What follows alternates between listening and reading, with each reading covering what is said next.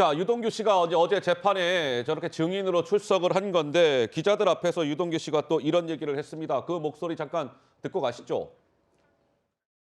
이 사건의 본질은 뭐냐면 자기가 돈을 받았는지 안 받았는지 아니겠습니까? 저 사람들이 만약에 안 받았으면 제가 뭐 어떻게 왜 이야기를 하겠습니까? 오히려 제가 밝혀서 제가 늘어난 거지 하는 걸 제가 뭐 하려고 하겠습니까? 돈 줬는 거를 내가 딱 정해놓고 난 다음에 써놓는다는 거는 나중에 고발하거나 이런 걸 다 염두에 두고 하는 건데 그 당시에 감춰주면 감춰줬지 그걸 갖다가 어떻게 하겠습니까? 네, 유동규 씨가 저렇게 얘기했습니다. 그러면서 유동규가 주장하는 6억 원의 전달 방법 이러했답니다. 그러니까 이제 8억 4,700을 김용 씨가 받은 거 아니냐 뭐 이런 건데 그중에 김용에게 전달된 건 8억 4,700 가운데 6억이라는 거 아니겠습니까? 근데 그 6억이 이렇게 전달됐다는 거예요. 1억은 유원 홀딩스 사무실에서 저 박스 하나에 이제 1억이 5만 원권으로 이렇게 딱 들어가서 그게 하나로 이제 간 거고 2억 원이면 당연히 박스 2개였겠네요. 경기도청 북축도로 인근 공원, 남측, 서측 뭐 이런 되게 디테일해요. 북축도로. 3억 원은 박스 3개겠죠. 그래서 유동규 집 앞 도로에서 김용에게 전달했다. 글쎄요, 박 의원님, 이게요. 이 정도면 어때요? 좀 디테일하고 구체적이죠? 이게 이제 어떻습니까? 통상의 뇌물이나 불법 정치자금 사건은 물증이나 목격자가 없습니다.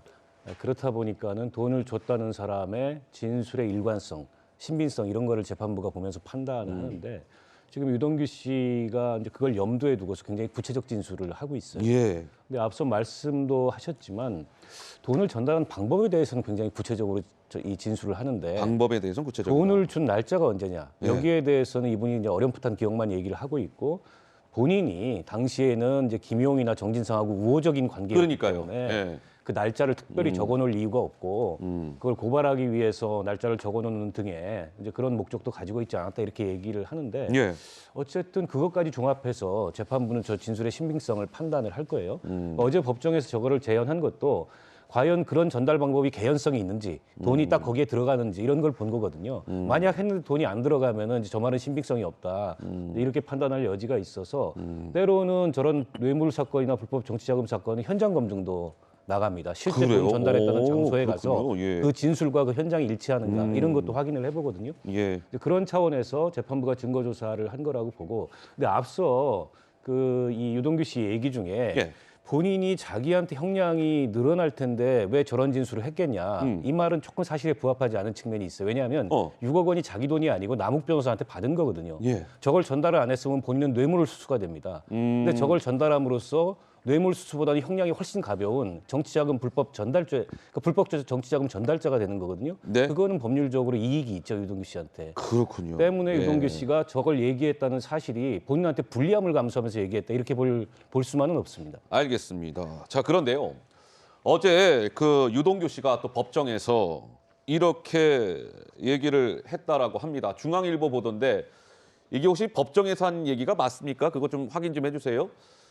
맞아요?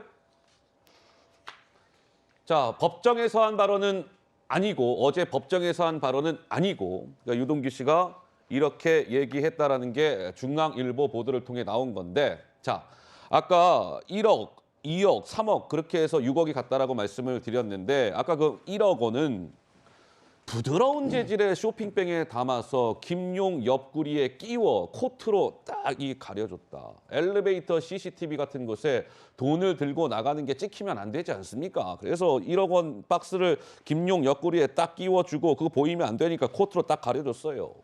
그래픽 넘겨보죠. 어제 판사는 또 이런 얘기했대요. 코트를 입고 가져가면 무언가 가져가는 형태가 있는데 아무튼 불가능한 것은 아닌 것으로 보이는데요. 김용 부원장은 주차난이 심하기로 유명한 지역인데 CCTV 보는 눈이 많은데 돈을 들고 갈 수 있는 상황도 아니었습니다라고 반박을 했다라고 합니다. 김수경 교수님, 코트 얘기까지 나왔어요? 실제로 재판정에서 코트를 빌려 입고 이 옆구리에 1억 원 상당의 옆구리에 쇼핑백을 끼워주면 이게 코트 밖으로 티가 나나 안 나나 이런 것까지 다 시연을 했다라는 겁니다. 예. 그 과정에서 뭐 방청석에서 웃음소리도 나오고 재판부도 이제 좀 이게 가능할까라는 생각을 했는데 불가능한 건 아닌 걸로 보인다라는 의견도 나왔다고 해요. 그러니까 굉장히 구체적으로 진술하고 있는 건데 제가 20년 전에 기자를 할 때 네.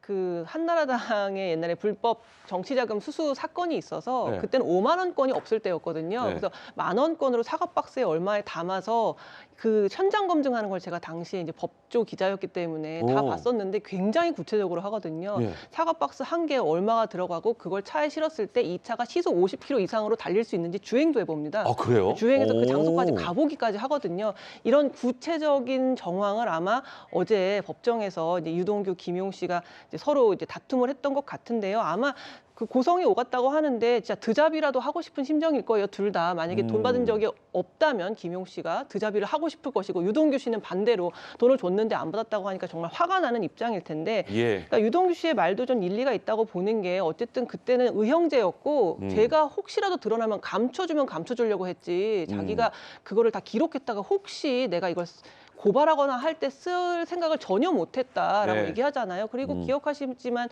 유동규 씨가 처음에는 다 이제 모르쇠로 일관하고 막 자기 핸드폰도 창밖으로 던져버리고 굉장히 이 사건을 어떻게든 덮으려고 애썼던 모습들을 우리가 알 수 있기 때문에 네. 물론 시기가 특정되는 부분에 대해서는 법원에서 이 말이 신빙성이 있는지 없는지를 판단하겠지만 유동규 씨가 왜 특정한 날짜를 정확하게 기억하지 못하는 부분도 어느 정도는 수긍이 간다는 생각이 듭니다.